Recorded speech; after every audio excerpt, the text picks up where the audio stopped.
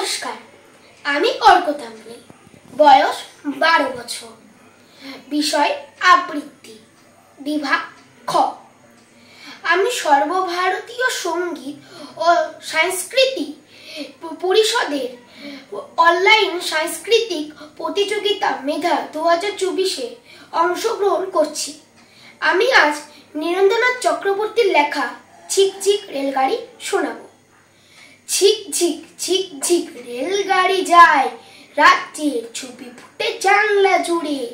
ছোট্ট ছেলেটা ওই মহিষ চড়ায়, আকাশে টিয়ার ঝাঁক যাচ্ছে উড়ে।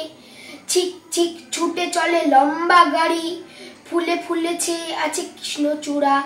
ডালপালা আর দেখো পিছনে তারি, আকাশে তুলেছে মাথা মস্ত পাহাড়।